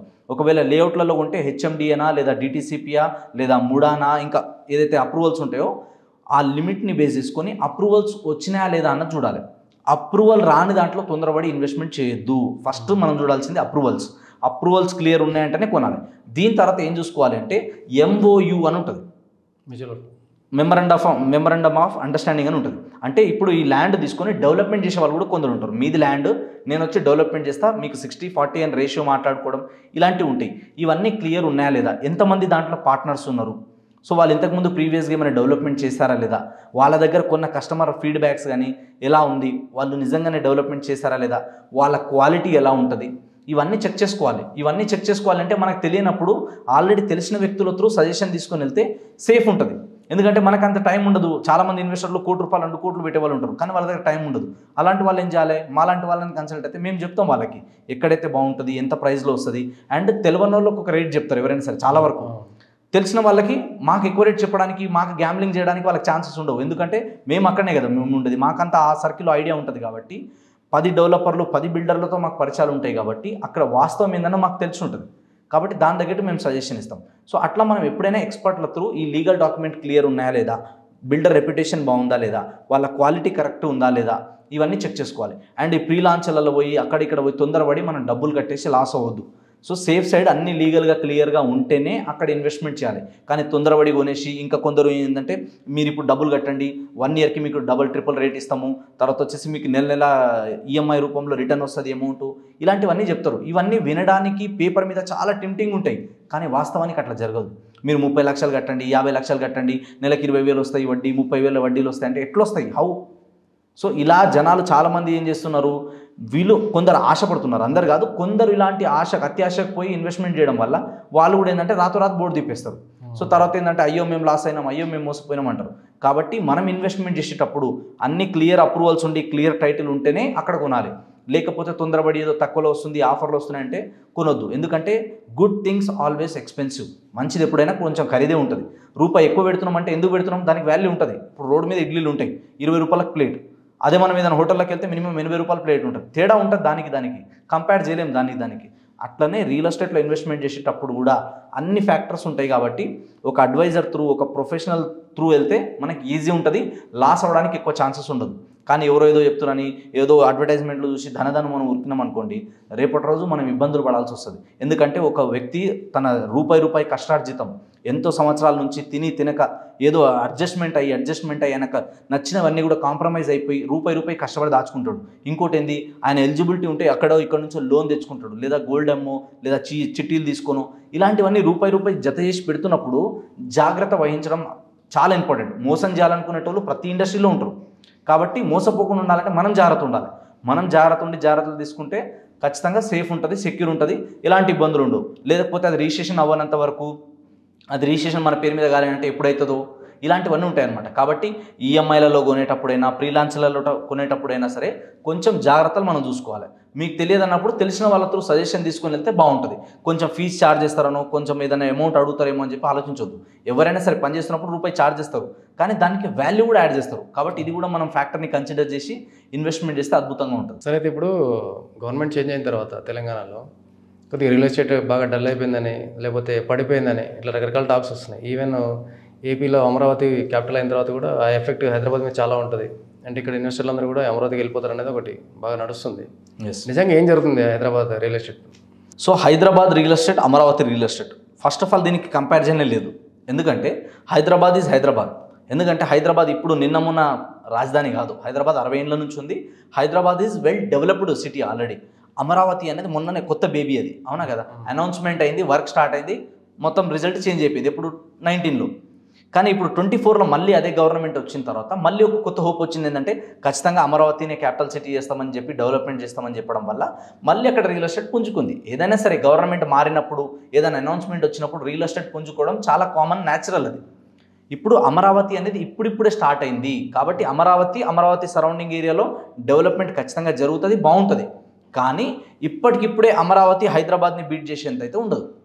కాబట్టి హైదరాబాద్కు ఉన్న డెవలప్మెంట్ హైదరాబాద్కు ఉంటాయి. అఫ్కోర్స్ మీరు అన్నట్టు హైదరాబాద్లో పెట్టుబడి పెట్టాలనుకున్న వాళ్ళు కొందరు అక్కడ అమరావతికి వెళ్తారు. ఎందుకు వెళ్తారు అంటే, ఇప్పుడు నేను పుట్టి పెరిగిన నెల, ఫర్ ఎగ్జాంపుల్ నాది అమరావతి అనుకోండి, మాది ఏపీ, మా ఏపీలోనే కొంచెం ల్యాండ్ కొనుక్కుందాం, అక్కడ కూడా డెవలప్మెంట్స్కి స్కోప్ ఉంది కదా అంటారు. సో ఎప్పుడైనా కానీ ఒక పొలిటికల్ లీడర్, మరీ ముఖ్యంగా ఆయన ఒక ఏరియాని డెవలప్మెంట్ చేయాలన్నప్పుడు ఒకటి ఏంటంటే ఫస్ట్ ఆయనకి ఎబిలిటీ ఉండాలి. ఇప్పుడు చంద్రబాబు నాయుడు గారు అంటే అందరూ ఏమంటారు, ఈయన విజన్ ఉన్న లీడరు, 2020 అన్నప్పుడు చాలామంది నవ్వుకున్నారు. బట్ అది రియాలిటీలో జరిగింది. ఇక్కడ హైదరాబాద్ ఏ విధంగా డెవలప్మెంట్ అయింది అనేది ఆయనకంటూ ఒక మార్క్ క్రియేట్ చేసి చూపించారని. అదేవిధంగా ఇప్పుడు నెక్స్ట్ ఏంటంటే మళ్ళీ ఇక్కడ ఏపీలో కూడా ఆయన సీఎం అయ్యారు. సో ఈయన కూడా డెవలప్మెంట్కి ఎక్కువ స్కోప్ ఉంది, ఇప్పుడు ఎక్కువ మంది ఇన్వెస్టర్లను తీసుకొచ్చి ఇక్కడ డెవలప్మెంట్ చేస్తారు, సో స్కోప్ ఉంది అని చెప్పి కూడా చాలామంది అక్కడ ఒక హోప్తో ఉన్నారు. డెఫినెట్గా అవుతుంది. కాబట్టి కొందరు ఇన్వెస్టర్ ఇక్కడ వచ్చే 5-10% ఇన్వెస్ట్మెంట్ అక్కడ వెళ్తే తప్ప హైదరాబాద్ అనేది మనకు ఆంధ్రప్రదేశ్తోనో, కర్ణాటకతోనో, మహారాష్ట్రతోనో పోటీ పడే సిటీ కాదు. హైదరాబాద్ అనేది ఇంటర్నేషనల్ మార్కెట్తో పోటీ పడే సిటీ, గ్లోబల్ సిటీగా డెవలప్మెంట్ అవుతున్న సిటీ. కాబట్టి హైదరాబాద్ అంత రేంజ్లో డెవలప్మెంట్ అవ్వాలంటే అమరావతికి టైం పడుతుంది. కానీ అమరావతి చుట్టుపక్కల ఒక 30 నుంచి 50 కిలోమీటర్ రేడియస్లో కూడా land values, market value, appreciation అనేది పెరుగుతుంది. కాకపోతే దీంట్లో పెరిగినంత అండ్ ఇప్పుడు ఇమ్మీడియట్గా అమరావతి ఎఫెక్ట్ మొత్తం తెలంగాణ మీద పడేంత అయితే ఏముండదు. హైదరాబాద్లో డెవలప్మెంట్ స్కోప్ ఉంది, హైదరాబాద్లో మంచి ఆపర్చునిటీస్ ఉన్నాయి, హైదరాబాద్లో మనకి ఐటీ ఉంది, హైదరాబాద్లో వచ్చేసి మనకి కంఫర్టబుల్ లివింగ్ ఉంది, కాస్ట్ ఆఫ్ లివింగ్ తక్కువ ఉంది, హైదరాబాద్లో అన్ని రకాల ఎమ్యూనిటీస్, ఫెసిలిటీస్ ఉన్నాయి. ఏ ప్రాంతం వాళ్ళైనా హైదరాబాద్లో ఉండొచ్చు, ఏ లాంగ్వేజ్ మాట్లాడే వాళ్ళైనా హైదరాబాద్లో ఉండొచ్చు. ఇలా చాలా ఫ్యాక్టర్స్ ఉన్నాయన్నమాట. అమరావతి ఏంటంటే ఇప్పుడిప్పుడే డెవలప్మెంట్ అవుతుంది. అంత లెవెల్లో డెవలప్మెంట్ అవ్వడానికి టైం పడుతుంది. కాబట్టి అమరావతికి హైదరాబాద్కి కంపారిజన్ లేదు. అక్కడ కొనే వాళ్ళు అక్కడ మార్కెట్ ఉంటుంది, ఇక్కడ మార్కెట్ ఇక్కడ ఉంటుంది. ఏ ఏరియా కూడా డెవలప్మెంట్ అయితే ఇంకో ఏరియాకి అంత పెద్ద ఎఫెక్ట్ ఏమి ఉండదు. పక్కనే ఉంటే ఎఫెక్ట్ పడుతుంది. ఏపీ అనేది ఏపీదే, హైదరాబాద్దే తెలంగాణది. ఇక్కడ ఏంటంటే మనకి అన్ని ఫెసిలిటీస్ ఉన్నాయి, ఆల్రెడీ డెవలప్మెంట్ అయింది. కాబట్టి ఇక్కడ ఆల్రెడీ ఎక్కువ మంది వచ్చి ఉన్నారు, ఇక్కడ ఉండడానికి ఇష్టపడతారు. ఇప్పుడు అక్కడ వెళ్ళి ఉండాలంటే ఇంకొక ప్రాబ్లం ఏంటంటే స్టెబిలిటీ కూడా ఉండాలి. మళ్ళీ 5 సంవత్సరాల తర్వాత ఇంకో గవర్నమెంట్ మారిపోయింది అనుకోండి, మళ్ళీ రియల్ ఎస్టేట్ పరిస్థితి ఏదో అవుతుంది ఇక. అందుకనే నెక్స్ట్ కూడా ఏదైనా ఒక గవర్నమెంట్ మినిమం 10 సంవత్సరాలు. ఇలా హైదరాబాద్ ఇంత బాగా డెవలప్మెంట్ అయిందంటే 10 సంవత్సరాలు కేసీఆర్ అనే ఒక వ్యక్తి ఉన్నారు కాబట్టి అయింది. అంటే ఒక స్టాండర్డ్ గవర్నమెంట్ ఉండాలి. ఏదైనా డెవలప్మెంట్ చేయాలి, డెసిషన్ తీసుకోవాలంటే 5 ఏళ్ళలో కాదు. కాబట్టి అక్కడ కూడా ఒక 5 నుంచి 10 ఏళ్ళు ఒక గవర్నమెంట్ స్టాండర్డ్గా నిలబడగలిగితే, వాళ్ళు డెవలప్మెంట్ అంటే కులాలకి, మతాలకి, ప్రాంతాలకు అతీతంగా నేను డెవలప్మెంట్ చేయాలని డిసైడ్ అయిపోతే ఖచ్చితంగా ఆ ఏరియా డెవలప్మెంట్ అవుతుంది. కానీ 10 ఇయర్స్ టైం పడుతుంది దానికి. అట్లా ఒక ఏరియాకి 10 ఇయర్స్ విజనరీ లీడర్ ఉండాలి, ఎబిలిటీ కూడా ఉండాలి. వాళ్ళకి విజన్ ఉండాలి, ఎబిలిటీ ఉండాలి, అండ్ స్టెబిలిటీ కూడా ఉండాలి. ఒక 10 సంవత్సరాలు స్టెబిలిటీ ఉంటే గవర్నమెంట్ కనుక ఖచ్చితంగా గ్రోత్కి స్కోప్ అయితే ఉంటుంది. అయితే ఇప్పుడు మనకి 4 మేజర్ హైవేస్ ఉన్నాయి తెలంగాణలో. ఒకటి Warangal highway, Bengaluru highway, Sangareddy, next ఇటు మేడ్చల్ హైవే. ఈ మేజరే మనం చూస్తుంటాం ఎక్కువ. మనకి ఇటువైపు అంటే ఈ వరంగల్ హైవే గురించి వరంగల్ హైవేలో ఉన్న డెవలప్మెంట్స్ గురించి మీరేం చెప్తారు? అంటే ఎలా ఉన్నాయి అక్కడ డెవలప్మెంట్స్? అంటే అక్కడ ల్యాండ్ ప్రజెంట్ ఉన్న సిచ్యువేషన్లో ఎవరైనా పోయి ప్లాట్లు అవి కొనుక్కోవచ్చా? సో వరంగల్ హైవే అనేది అద్భుతమైన హైవే అది కూడా. సో వరంగల్ హైవేకి ఉన్న మేజర్ అడ్వాంటేజ్ ఏంటంటే హైదరాబాద్ లాగా నెక్స్ట్ డెవలప్మెంట్ అయ్యే ఏరియా ఏది ఉంది, అంత స్కోప్ దేనికి ఉందంటే ఫస్ట్ వరంగల్కే ఉంది. సో ఒకవేళ నెక్స్ట్ రాజధాని కూడా పెట్టాలని ప్రపోజల్ వస్తే కూడా వరంగల్ అనేది ఫస్ట్ లిస్ట్లో ఉంటుంది. ఓకే. కాబట్టి వరంగల్కి అయితే అద్భుతం ఆపర్చునిటీ ఉన్నాయి. సో ఈ వరంగల్ రూట్లో తీసుకుంటే మనకి మేజర్గా ఇవ్వాలి ఎందుకు బాగా హైప్ వచ్చింది దానికి అంటే అక్కడ మనకి యాదాద్రి టెంపుల్, సో టెంపుల్ అనేది బాగా డెవలప్మెంట్ అవ్వడం, టూరిజం పరంగా బాగా గ్రోత్ వచ్చింది అక్కడ. సో దీంతో పాటు ఏంటంటే ఇప్పుడు ఓఆర్ఆర్ లోపల మనం మొత్తం అంతా కూడా డెవలప్మెంట్ అయిపోయింది. ఇప్పుడు ఘట్కేసర్ నుంచి మొదలు పెడితే అప్ టు మనకి జనగాం, ఆలేరు ఈ ఏరియా వరకు కూడా బాగా డెవలప్మెంట్ అవుతుంది. సో ఈ ఏరియా వరకు ఎక్కడ ఇన్వెస్ట్మెంట్ చేసినా ఫ్యూచర్లో రిటర్న్స్ వస్తాయి. కాకపోతే ఏంటంటే అక్కడ ఇంకా ల్యాండ్ ప్రైజెస్ కూడా చూసుకుంటే compare to other highways only Warangal హైవేలోనే తక్కువ ఉన్నాయి ఇంకా కాస్ట్. ఎందుకంటే అక్కడ ఇంకా అంత డెవలప్మెంట్ రాలేదు, వస్తుంది ఇప్పుడిప్పుడే. సో టైం పడుతుంది. బట్ అక్కడ కూడా అప్ టు మనం ఆలేరు వరకు కొనవచ్చు. బట్ చాలామంది ఏంటంటే ఇప్పుడు మనకి మేజర్గా ఘట్కేసర్ నుంచి ఆలేరు మధ్యలో ఎక్కువ ఇన్వెస్ట్మెంట్ చేస్తున్నారు. అండ్ టెంపుల్ సరౌండింగ్ ఒక 10-20 కిలోమీటర్ రేడియస్లో ఎక్కడ కొనుక్కున్నా కూడా రిటర్న్ ఆన్ ఇన్వెస్ట్మెంట్ బాగుంటుంది. కొంచెం టైం పడుతుంది. ఇప్పుడు టెంపుల్ డెవలప్మెంట్ అవ్వడం, సరౌండింగ్ అంతా కూడా ఇప్పుడు అన్ని రకాల ఎమ్యూనిటీస్, అన్ని రకాల డెవలప్మెంట్స్ ఇప్పుడిప్పుడే వస్తున్నాయి. కాబట్టి కొంచెం వెయిట్ చేస్తే కనుక నెక్స్ట్ 10 ఇయర్స్లో మంచి రిటర్న్ అనేది వస్తుంది. కాబట్టి వరంగల్ హైవేలో అప్ టు మనకి ఆలేరు వరకు ఇప్పుడు కొనవచ్చు.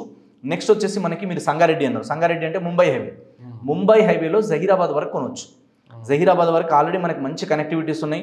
ప్లస్ జహీరాబాద్ వరకు ఇంకోటి ఏంటంటే ఎంప్లాయ్మెంట్ ఎక్కువ ఉందన్నమాట ఇక్కడ. వెస్ట్ హైదరాబాద్ ఎక్కువ గ్రోత్ అవడానికి రీజన్ ఏంటంటే ఐటీ కారిడార్ మొత్తం వెస్ట్ సైడే వస్తుంది. దీంతో పాటు వెస్ట్ సైడ్లోనే ఎక్కువ ఎంప్లాయ్మెంట్ ఉంది. ఇప్పుడు మనకి పటాన్ చెరువు నుంచి మొదలు పెడితే ఓఆర్ఆర్ నుంచి అప్ టు జహీరాబాద్ వరకు ఎక్కడైనా ఇన్వెస్ట్మెంట్ చేసుకోవచ్చు. ఇలా మేజర్గా ఎక్కడ దాకా వెళ్తున్నారు అంటే మనకి బుదెరా, కంకోల్ టోల్గేట్ దాటిన తర్వాత నియర్లీ జహీరాబాద్ వరకు టచ్ అవుతున్నారు. సో జహీరాబాద్ వరకు ఎక్కడ ఇన్వెస్ట్మెంట్ చేసినా రిటర్న్ ఆన్ ఇన్వెస్ట్మెంట్ బాగుంటుంది. ఇప్పుడు వరంగల్ హైవేలో తీసుకుంటే యాదాద్రి టెంపుల్ దాటిన తర్వాత మనకి అక్కడ తక్కువ గజం ఒక 6 నుంచి 8 వేలు మినిమం ఉంటుంది, అంతకన్నా ఎబో ఉంటుంది. ఇక్కడ ముంబై హైవేలో తీసుకుంటే మినిమం 8,000 నుంచి 20,000, 30,000 వరకు కూడా ఉన్నాయి. Depends upon area, depends upon layout, depends upon location. దీని తర్వాత చూసుకుంటే మనకి నెక్స్ట్ ఎమర్జింగ్ ఏరియా బాగా ఎక్కడ ఉంది అంటే బెంగళూరు హైవే. సో ఫస్ట్ మనకి ముంబై హైవే వస్తుంది, సెకండ్ బెంగళూరు హైవేనే వస్తుంది. బెంగళూరు హైవేకి ఉన్న అడ్వాంటేజ్ ఏంటంటే మనకి ఇప్పుడు మొన్నటి దాకా అది 4 లైన్స్ ఉండేది, తర్వాత ఇప్పుడు 6 లైన్స్ వరకు ఎక్స్పాన్షన్ చేస్తున్నాం అన్నారు. రీసెంట్గా జస్ట్ 4 డేస్ బ్యాక్ ఏమో వచ్చింది అనౌన్స్మెంట్ అంటే అది మనకి ఒకేసారి 12 లైన్స్ ఎక్స్పాన్షన్ ప్లాన్ చేస్తున్నారు గవర్నమెంట్. ఎందుకు? ఇండియాలోనే first digital highway Bengaluru highway కాబోతుంది. సో ఇండియాలో మేజర్గా మనం చూసుకుంటే జమ్మూ కాశ్మీర్ నుంచి కన్యాకుమారి వరకు బిగ్గెస్ట్ కనెక్టివిటీ ఉన్న రోడ్ ఏదైనా ఉంది అంటే అది బెంగళూరు హైవే. 13 రాష్ట్రాలు, 3 ఇంటర్నేషనల్ ఎయిర్పోర్ట్లను కలుపుతున్న ఇండియాలో అతిపెద్ద హైవే ఈ హైవే. NH44 అంటారు దీన్ని. సో ముంబై హైవే అనేది NH65, ఇది NH44. సో ఈ హైవేకు ఉన్న మేజర్ అడ్వాంటేజ్ ఏంటంటే మనకి దీంతో పాటు ప్యారలల్గా రైల్వే స్టేషన్ ఉంటుంది, రైల్వే ట్రాక్ ఉంటుంది, అప్ టు బెంగళూరు వరకు ఉంటుంది. దీంతో పాటు మనకి ఎయిర్పోర్ట్స్ కూడా 3 ఇంటర్నేషనల్ ఎయిర్పోర్ట్స్ ఉన్నాయి ఇదే హైవేని బేస్ చేసుకొని. కాబట్టి ఈ రూట్లో ఎక్కువ డెవలప్మెంట్కి స్కోప్ ఉంది. ఎందుకు అంటే ఇక్కడ మనకి శంషాబాద్ వరకు తీసుకుంటే ఆల్రెడీ లోపలంతా డెవలప్ అయిపోయింది. ఓఆర్ఆర్ నుంచి ఇప్పుడు నెక్స్ట్ ఏంటంటే మనకి ఒక 12 కిలోమీటర్ రేడియస్ అంతా కూడా బయో కన్జర్వేషన్ జోన్ ఉంటుంది, 111 ఈ 111 దాటిన తర్వాత మేజర్గా తిమ్మాపూర్ నుంచి మొదలు పెడితే మనము తిమ్మాపూర్ నుంచి జడ్చర్ల దాటి కూడా నెక్స్ట్ మనకి ఎక్కడ దాకా అంటే భూత్పూర్ వరకు వెళ్ళే ప్లానింగ్ ఉంది. నెక్స్ట్ ఇక్కడ సైడ్ చూసుకుంటే అప్ టు మహబూబ్ నగర్ వరకు, నెక్స్ట్ ఇక్కడ సైడ్ చూసుకుంటే కల్వకుర్తి, ఆమన్గల్వర్ ఈ ఏరియా అంతా కూడా బాగా డెవలప్మెంట్కి ఎక్కువ స్కోప్ ఉంది. కాబట్టి బెంగళూరు హైవేలో మరీ ముఖ్యంగా ఇప్పుడు ఎక్కువ మంది ఎక్కడ దాకా ఇన్వెస్ట్మెంట్ చేస్తున్నారంటే జడ్చర్ల. తిమ్మాపూర్ నుంచి మొదలు పెడితే జడ్చర్ల వరకు ఎక్కడ ఇన్వెస్ట్మెంట్ చేసినా కూడా ఫ్యూచర్లో అద్భుతమైన రిటర్న్స్ వస్తాయి. దీని తర్వాత శ్రీశైలం హైవే అంటే కడ్తాల్, ఆమన్గల్, దీని తర్వాత కల్వకుర్తి వరకు స్కోప్ ఉంది, ఇక్కడ ఇన్వెస్ట్మెంట్ చేయొచ్చు. ఆ తర్వాత విజయవాడ హైవే ఉంది. సో విజయవాడ హైవేలో తీసుకుంటే మనకి చౌటుప్పల్ దాటిన తర్వాత కూడా ఇంకో 20 కిలోమీటర్ల వరకు స్కోప్ ఉంది. బట్ మేజర్గా ఇవాళ ఏం చేస్తున్నారంటే చౌటుప్పల్ వరకు ఇన్వెస్ట్మెంట్ చేస్తున్నారు. అక్కడ HMDAలో, DTCPలో కొంటున్నారు జనాలు. ఎందుకు అంటే అక్కడ కూడా మనకి రోడ్స్ అన్నీ వైడ్ అవుతున్నాయి, ప్రతి హైవే వైడ్ అవుతుంది. సో దీనివల్ల ట్రాన్స్పోర్టేషన్ అనేది ఈజీ అవుతుంది. ప్లస్ సిటీకి ఇవన్నీ కూడా దగ్గర లొకేషన్స్, పెద్ద దూరం కాదు, 1 అవర్ డ్రైవ్లో రావచ్చు అన్నీ కూడా. ఇది ఒక మేజర్ అడ్వాంటేజ్గా చెప్పుకోవచ్చు. దీని తర్వాత రీసెంట్గా ఇంకోటి ఏంటంటే ఇప్పుడు మనకి సీఎం రేవంత్ రెడ్డి గారు సంబంధించిన నియోజకవర్గం ఏదైతే ఉందో కొడంగల్, సో ఈ రూట్ కూడా అప్ టు వికారాబాద్ వరకు కూడా బాగా డెవలప్మెంట్కి స్కోప్ ఉంది. సో ఎక్కువ మంది ఏంటంటే ఇలా కొడంగల్ వరకు బేస్ చేసుకొని కూడా చాలామంది ఇన్వెస్ట్మెంట్ చేస్తున్నారు. సో ఇక్కడ కూడా ఏంటి అంటే మనకి మొయినాబాద్ చుట్టుపక్కల 111 ఉండడం వల్ల 111 దాటిన తర్వాత ఫ్రీ జోన్లో ఎక్కువ మంది ఇన్వెస్ట్మెంట్ చేస్తున్నారు. లైక్ చెవేళ్ళ నుంచి ఇంకా ముందుకి పరిగి వరకు ఎక్కువ ఇన్వెస్ట్మెంట్ చేస్తున్నారు అనమాట. సో ఈ రూట్లో కూడా ఫ్యూచర్లో రిటర్న్స్ అనేది బాగుంటాయి. ఇంకా వేరే అదర్ హైవేస్ తీసుకుంటే ఏంటంటే ఇక్కడ మనకి కంటోన్మెంట్ ఏరియాస్ ఎక్కువ ఉన్నాయి అనమాట. లైక్ నార్త్ సైడ్ తీసుకుంటే, సో అందుకని షామీర్పేట ఆ చుట్టుపక్కల కొంచెం డెవలప్మెంట్స్ తక్కువ ఉంటాయి. ఈ హైవేలో ఇక్కడ డెవలప్మెంట్ అయినంతగా అక్కడ డెవలప్మెంట్ లేదు, అది వాస్తవం అది. అందుకని చెప్పేసి ఎక్కువ మంది జనాలు ఇక్కడ ఇన్వెస్ట్మెంట్ చేస్తున్నారు. కాబట్టి ఈ రూట్లో ఇప్పుడు నేను చెప్పిన ఏ హైవేలలో ఇన్వెస్ట్మెంట్ చేసినా కూడా నెక్స్ట్ 10 yearsలో అద్భుతమైన రిటర్న్స్ అనేది వస్తాయి. సో మరీ ముఖ్యంగా అంటే ఇప్పుడు Mumbai highway, Warangal highway, Bengaluru highway ఇవి అయితే ఉన్నాయో ఇవి అనేది గ్యారంటీ గ్రోత్ అనమాట. కాకపోతే టైం పడుతుంది. ఇప్పుడు ఈ ఏరియాలో కూడా మొన్నటిదాకా తక్కువ ఉన్న ప్రైజెస్ కూడా ఇప్పుడు పెరిగినాయి, నెక్స్ట్ ఇంకా పెరగబోతున్నాయి. సో ఇంకా రోడ్ వైడ్ అవుతుంది అన్నప్పుడు ఖచ్చితంగా ఏమవుతుంది, ఎక్కువ మంది ఇన్వెస్టర్స్ వస్తారు. ఇంత పెద్ద రోడ్లు ఉండడం, ఇన్ని రకాల డెవలప్మెంట్స్ ఉన్నప్పుడు గ్రోత్కి ఖచ్చితమైన స్కోప్ ఉంటుంది. సార్ ఇంకోటి ఇప్పుడు ఈ 12 lane అన్నారు కదా బెంగళూరు హైవే, ఇది కొంతమంది ఏమో అవును అంటున్నారు, కొంతమంది కాదంటున్నారు. ఇది క్లారిటీగా చెప్పండి ఒకసారి. ఇది న్యూస్ నిజమేనా లేకపోతే ఏదైనా ఫాల్స్ న్యూస్ బయటకు వచ్చిందా అనేది ఒక డౌట్. సార్ ఏదన్నా ఉంటే ఏంటంటే గవర్నమెంట్ అంత అఫీషియల్గా బయటకు చెప్పరు. 12 lanes ఎందుకు ఎక్స్పాండ్ చేయాలంటే ఆ హైవే కొన్ని ఇప్పుడు మీకు చెప్పాను ఆల్రెడీ, జమ్మూ కాశ్మీర్ నుంచి కన్యాకుమారి వరకు కనెక్టివిటీ ఉంది. వేరే హైవేస్ అంటే వస్తాయి రావా అని డౌట్ పెట్టుకోవచ్చు మనం కూడా. ఆ హైవేకి ఏంటంటే ఆల్రెడీ స్కోప్ ఉంది. ఇప్పుడు రీజనల్ లింక్ రోడ్ ఒకటి వస్తుంది. ఇప్పుడు అవుటర్ రింగ్ రోడ్ లాగా రీజనల్ రింగ్ రోడ్ రావడం ఒక మేజర్ అడ్వాంటేజ్. బెంగళూరు హైవేలో కూడా అక్కడ కూడా కనెక్టింగ్ ఉంటుంది. దీని తర్వాత ఏంది, ఈ రూట్లో మనకి ఏంటంటే ఇక్కడ నుంచి మనం బెంగళూరు వరకు ఈజీగా వెళ్ళిపోవచ్చు. ఎక్కువ ఎంప్లాయ్మెంట్ ఆపర్చునిటీస్ ఉన్నాయి, ఎక్కువ స్కోప్ ఉంది, పైగా ఎక్కువ ట్రాన్స్పోర్టేషన్ జరుగుతుంటుంది ఈ రూట్లో. సో ఇప్పుడు ఇంకోటి ఏంటంటే ఇప్పుడు ఇక్కడ మనకి ఏపీకి కావచ్చు, తర్వాత వచ్చేసి తెలంగాణ, మనకి నెక్స్ట్ వచ్చేసి కర్ణాటక, ఈ మూడిటికి కూడా ఎక్కువ అడ్వాంటేజ్ ఉంది దీనివల్ల. దాదాపు ఒక 600 kilometers వస్తుంది ఇది. మనకి తెలంగాణలో తక్కువ ఉంది, ఇంకా ఏపీలో 200 ప్లస్ కర్ణాటక, ఇవన్నీ కలిపి కూడా ఎక్కువ డెవలప్మెంట్కి స్కోప్ ఉంది. ఇప్పుడు నాట్ ఓన్లీ ఇప్పుడు ఈ ఏదైతే NH-44 ఎక్స్పాన్షన్ అవ్వడం వల్ల ఓన్లీ తెలంగాణ హైదరాబాద్కే కాదు, మొత్తం పైనుంచి కింది వరకు అందరికీ ఆపర్చునిటీస్ ఉంటాయి. 13 రాష్ట్రాల వాళ్ళకి దీనివల్ల ప్లస్ అయ్యే ఛాన్సెస్ ఉంటాయి. కాబట్టి ఖచ్చితంగా వస్తుంది. గవర్నమెంట్ అన్నప్పుడు కొంచెం లేట్ అవ్వచ్చు, బట్ రావడానికి టైం పడుతుంది. కానీ ఒక్కసారి వాళ్ళు అనౌన్స్మెంట్ చేసిన తర్వాత, ల్యాండ్ ఎక్విజిషన్ చేసిన తర్వాత 5 సంవత్సరాలకు కాకపోతే 10 సంవత్సరాలకు అవుతుంది. కాకపోతే ఖచ్చితంగా అవుతుంది, బట్ అంతవరకు మనం వెయిట్ చేయాలి. కానీ ఇప్పుడు చెప్పారు కదా ఇమ్మీడియట్గా అంటే ఓవర్ నైట్లో వర్క్ అయిపోదు. వాళ్ళందరి దగ్గర నుంచి ల్యాండ్ తీసుకోవాలి, దాన్ని మొత్తం మనం తెచ్చుకోవాలంటే టైం ప్రాబ్లం ఇక్కడ వస్తుంది. ల్యాండ్ ఎక్విజిషన్ అనేది ప్రాబ్లం అవుతుంది కదా సెంట్రల్కి. ఖచ్చితంగా అవుతుంది. ఎందుకంటే అంత పెద్దగా వస్తున్నప్పుడు ఇంకొకటి కూడా దీనికి ఆప్షన్ ఏముంటాయంటే కొన్ని బైపాస్లు తీసుకురావడం ఇలాంటివి కూడా చేయాలి కంపల్సరీ. ఎందుకంటే కొన్నిసార్లు కొన్ని విలేజెస్కి టచ్ అవుతుంది. మొత్తం విలేజ్ తీసేయాలంటే ఇబ్బంది అవుతుంది. గవర్నమెంట్కి కొంచెం ఎక్కువ బర్డెన్ పడుతుంది. అందుకే గవర్నమెంట్ కూడా ఏం చేస్తుంది, ఎక్కడైతే మనం దీన్ని బైపాస్ లాగా తీసుకెళ్ళగలుగుతాం అలాంటి ఆపర్చునిటీస్ ఉన్నప్పుడు ఖచ్చితంగా రోడ్ని కూడా కొంచెం డైవర్ట్ చేయాల్సిందే కంపల్సరీ. అట్లా డైవర్ట్ చేసినప్పుడు ఏమవుతుంది, ల్యాండ్ కొంచెం తక్కువకి వస్తుంది గవర్నమెంట్కి ఖర్చులు తగ్గుతాయి. లేదు అనుకుంటే మధ్యలో వచ్చి అన్నీ మనం తీసుకొని పోవాలి, ఖచ్చితంగా అన్నీ క్లీన్ చేస్తూ పోవాలంటే గవర్నమెంట్కి బర్డెన్ ఎక్కువ అవుతుంది. వాళ్ళకి ల్యాండ్ ఓనర్స్కి, ల్యాండ్ లార్డ్స్కి డబ్బులు ఎక్కువ ఇవ్వాల్సి వస్తుంది. సో గవర్నమెంట్ కూడా ఏంటంటే ఇంకోటి, ఇప్పుడు నేషనల్ హైవే ఏదైనా ఎక్స్పాండ్ చేయాలన్నప్పుడు వాళ్ళకి కొంచెం అథారిటీ ఉంటుంది, ఖచ్చితంగా తీసుకోవడానికి స్కోప్ ఉంటుంది. కాబట్టి తీసుకుంటారు, కొంచెం టైం పడవచ్చు దానికి కూడా. సో అయితే మీరు చాలా కాలం నుంచి రియల్ ఎస్టేట్ బిజినెస్లో ఉన్నారు కదా, మీకు అంటే మీ దగ్గర పనిచేసే వాళ్ళు ఉంటారు, మీ కింద టీం ఉంటుంది. ఎస్. మామూలుగా మీరు ఎట్లా వీళ్ళని మోటివేట్ చేస్తుంటారు మీ కింద ఉండే టీంని? అంటే రియల్ ఎస్టేట్లో సక్సెస్ అవ్వాలంటే ఒక స్ట్రైట్ క్వశ్చన్ ఏంటంటే, మీరు ఎవరైనా ఒక రియల్ ఎస్టేట్ బిజినెస్లో సక్సెస్ అవ్వాలంటే యాజ్ ఏజెంట్గా ఒక 5 tips చెప్పండి అంటే ఏం చెప్తారు? రియల్ ఎస్టేట్లో సక్సెస్ అవ్వాలంటే 5 tips. ఫస్ట్ ఇంపార్టెంట్ ఒక టిప్ ఏం చెప్తా అంటే, నీతిగా నిజాయితీగా నేను ఎదగాలి, నన్ను నమ్ముకొని వచ్చిన వాళ్ళు బాగుండాలనే ఫస్ట్ ఇంటెన్షన్ ఉండాలి. ఎవరిని మోసం చేయాలి, ఎవరిని చీట్ చేయాలనే ఇంటెన్షన్ ఉండొద్దు. నేను ఎదగాలి అన్నది రైట్ ఇంటెన్షన్ ఫస్ట్ ఉండాలి. ఎందుకంటే ఇంటెన్షన్ ఈజ్ ఎవ్రీథింగ్ ఫస్ట్ నన్ను అడిగితే. సెకండ్ ఏంటంటే, ఈ ఇండస్ట్రీలోకి వచ్చిన తర్వాత మనం సక్సెస్ కావాలంటే ఓవర్ నైట్లో సక్సెస్ రాదు. ఎనీ ఫిలిం ఇండస్ట్రీ, ఇప్పుడు మీరు ఏ ఇండస్ట్రీ అయినా తీసుకోండి, మహేష్ బాబు రాత్రి ఓవర్ నైట్లో సక్సెస్ అయ్యిందా? లేదు. పవన్ కళ్యాణ్ ఓవర్ నైట్లో సక్సెస్ అయ్యిందా? వాళ్ళు 10 ఏళ్ళు 20 ఏళ్ళు కష్టపడ్డారు ఇండస్ట్రీలో, అందుకే సక్సెస్ అయ్యారు. సో రియల్ ఎస్టేట్ ఇండస్ట్రీ అనేది చాలా పెద్ద ఇండస్ట్రీ ఇది. ఇంతకుముందు ఏంది, రియల్ ఎస్టేట్ అంటే ఎవరు ఉంటుండే, ఎడ్యుకేషన్ చేయని వాళ్ళు ఉంటారు. రియల్ ఎస్టేట్ అంటే అందరు బ్రోకర్లే ఉంటారు. రియల్ ఎస్టేట్ అంటే కొట్లాటలు, పంచాలు, తాగుడు, తినుడు, పోలీస్ కేసు ఉంటుంది అనుకుంటారు. బట్ ఇలా ఎడ్యుకేటెడ్ పీపుల్ అందరూ రియల్ ఎస్టేట్లోకి వస్తున్నారు. Real estate is more professional ఇప్పుడు ఇంకా, ఎందుకంటే ఎడ్యుకేషన్ వచ్చింది, అందరికీ టెక్నాలజీ అవైలబిలిటీ వచ్చింది. కాబట్టి రియల్ ఎస్టేట్లో ఏంటంటే ఎడ్యుకేటెడ్ పీపుల్ వస్తున్నారు. సో దీంట్లో మనం సక్సెస్ అవ్వాలి, లక్షలు కోట్లు సంపాదించడానికి స్కోప్ ఉంది అన్నప్పుడు అంత ఈజీగా రాదు. ఇట్ టేక్ సమ్ టైం, ఓపిక పట్టాలి. సో ఎవరు కొత్తగా వచ్చినా ఓపిక పట్టాలి. సెకండ్ ఏంటంటే, ఒక ఇండస్ట్రీలో మనం గ్రోత్ అవ్వాలంటే టైం ఇవ్వాలి దానికోసం. నేను చాలాసార్లు చెప్తాను, చాలామంది ఫెయిల్ అయ్యేది ఇక్కడే. ఎందుకంటే పార్ట్ టైంగా స్టార్ట్ చేస్తారు అందరూ. పార్ట్ టైంగా స్టార్ట్ చేయాలి, కొన్ని రోజులు పార్ట్ టైం చేసి కొంచెం సర్వైవల్ ఇన్కమ్ పెట్టుకున్న తర్వాత ఫుల్ టైం దిగితేనే ఎక్కువ ఇన్కమ్ ఉంటుంది ఎప్పుడైనా సరే ఒక ఇండస్ట్రీలో. పార్ట్ టైంలో మనం ఎక్కువ దూరం వెళ్ళలేము. సో 2 పడవల మీద ఎక్కువ దూరం మనం ట్రావెల్ చేయలేము. కాబట్టి 2 పడవల మీద ట్రావెల్ కొంచెం దూరమే చేయాలి. ఒక సర్టెన్ అమౌంట్ వచ్చిన తర్వాత, సర్టెన్ స్టేజ్ వచ్చిన తర్వాత అక్కడ నుంచి మనం ఒకటే దాని మీద ఫుల్ ఫోకస్గా చేస్తే ఎక్కువ గ్రోత్ ఉంటుంది. సో దీనికోసం కూడా టైం తీయాలి ఖచ్చితంగా. టైం తీస్తేనే మనం దాంట్లో నాలెడ్జ్ గెయిన్ చేయగలుగుతాం. దాంట్లో ఉన్న ప్లస్లు మైనస్లు ఏంది ఇవన్నీ మనకు అర్థమవుతాయి. దీని తర్వాత చాలామందికి ఏంటంటే ఒక డ్రీమ్ పెట్టుకొని రావాలి. అంటే ఎందుకోసం వచ్చిన నేను ఎందుకోసం రియల్ ఎస్టేట్ చేస్తున్నాను అనేది క్లారిటీ ఉండాలి. క్లారిటీ లేకపోతే ఏమవుతుంది అంటే తెగిపోయిన గాలిపటం ఎక్కడ పోతుంది, ఎటు గాలి వస్తే అటు పోతుంది. అట్లా పోవద్దు మనం కూడా. ఎక్కడైనా కానీ వచ్చిన తర్వాత ఈ సిస్టమ్ని నమ్ముకొని పనిచేయాలి. నేల తల్లిని నమ్ముకొని పనిచేస్తే ఆ తల్లి ఎవరికి కూడా కడుపు కొట్టదు, అందరి కడుపు నింపుతుంది. సో అట్లా మనం ఆ ఇండస్ట్రీని నమ్మాలి. ఫస్ట్ మనం ఆ ప్రోడక్ట్ని నమ్మాలి, మనం చేసేది మంచిదని నమ్మి దాన్ని మనం ప్రమోట్ చేయాలి. దీని తర్వాత ఏంటంటే దీంట్లో చాలామంది ఫెయిల్ అవ్వడానికి ఒక 2 రీజన్స్ ఉంటాయి. అందులో ఫస్ట్ది భయం ఉంటుంది. భయపడొద్దు. మనమే మోసాలు చేస్తున్నామా, కొట్లాటలు చేస్తున్నామా, చేస్తలేం కదా, ఎవరిని అన్యాయం చేస్తలేం కదా, కాబట్టి భయపడాల్సిన అవసరం లేదు. దీని తర్వాత ఏంటంటే మొహమాటం. ఇక్కడ చాలామంది ఫెయిల్ అవుతారు. ఈయన ఏమనుకుంటాడో, ఆయన ఏమనుకుంటాడో, ఆ సార్ని అడగాలో వద్దా, ఇలాంటివి అనుకుంటారు.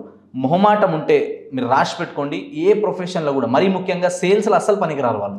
సో ఇనీషియల్గా మొహమాటం ఉంటుంది, బట్ మెల్లిమెల్లిగా వస్తుంటే మొహమాటం పోతుంది. సో నేను వచ్చిన కొత్తలో మాకు కూడా చాలామంది మెంటర్స్ ఏం చెప్పారంటే బేషరం ఓకే, బేషరం ఓకే, బేషరం ఓకే, ఇండియాకా సబ్సే బడా బేషరం హోజా అన్నాడు. స్టార్టింగ్లో డబ్బులు అడగాలంటే భయం, ఎవరికైనా ఏదైనా చెప్పాలంటే భయం, మొహమాటం, ఏమనుకుంటారో, ఈయన ఏమనుకుంటారో, ఇలాంటివన్నీ ఉంటాయి.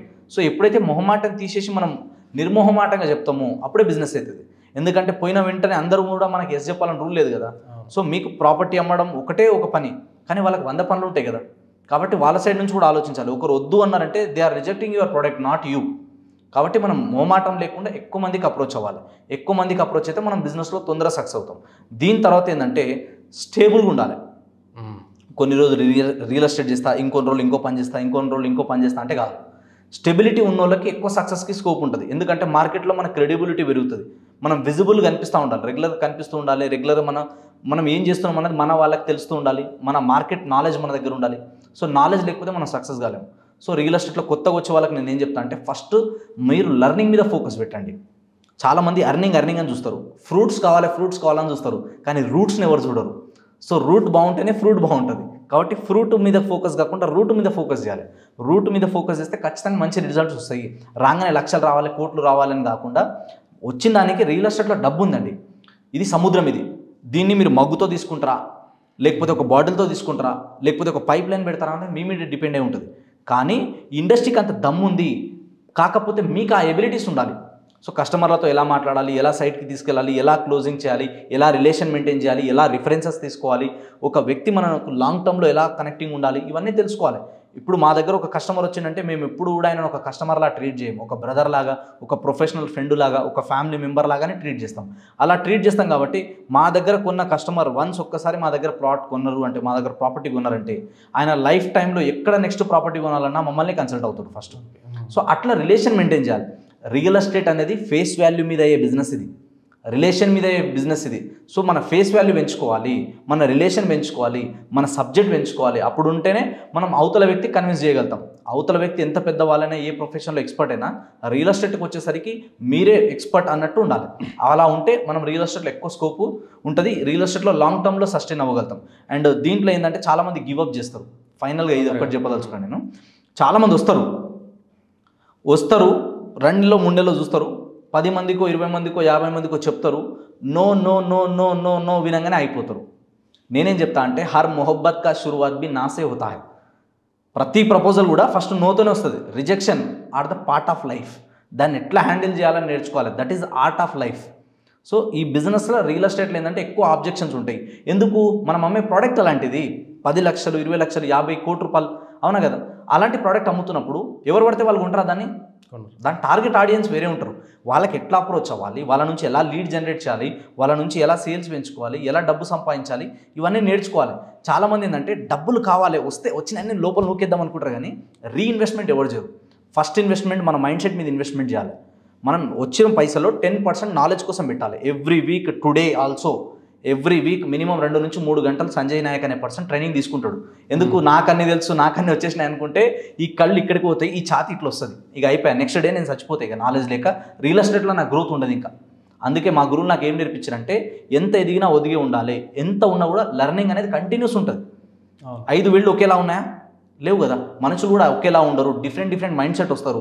అందరినీ డీల్ చేయాలంటే ఎప్పటికప్పుడు మనల్ని అప్గ్రేడ్ చేస్తూ ముందుకెళ్తే మనం లైఫ్లో టాప్ ప్లేస్లో ఉంటాం. అప్గ్రేడ్ కాకపోతే అవుట్డేట్ అయి బయటికి వెళ్ళిపోతాం. సో ఎవరు వచ్చినా కూడా గివప్ చేయకుండా minimum 3 months to 6 months learning period ఉంటుంది. మినిమం 3 months నుంచి 6 months, 6 months నుంచి 1 year స్టేబుల్గా ఉంటే 1000 days ఉంటారు. 1000 days నుంచి 2000 days మీరు కనుక రియల్ ఎస్టేట్లో గట్టిగా నిలబడగలిగిరా, I can challenging you. Proper training తీసుకొని మీరు కనుక 2000 రోజులు కనుక రియల్ ఎస్టేట్లో ఉంటే మిమ్మల్ని కొట్టే మొగోడు ఎవడు లేడు. ఇది మాత్రం గ్యారంటీగా చెప్పగలుగుతా. So anyway thank you sir. Thank you so much. So Sanjay Nayak గారు ఏమంటున్నారంటే మీరు రియల్ ఎస్టేట్లో నిలబడాలంటే, రియల్ ఎస్టేట్ సక్సెస్ అవ్వాలంటే ఫస్ట్ మీరు కనబడాలి, వినబడాలి, నిలబడాలి. ఇదే ఆయన ఫైనల్గా చెప్పే టిప్ మనకి. So anyway thank you sir. Thank you so much. Thank you sir.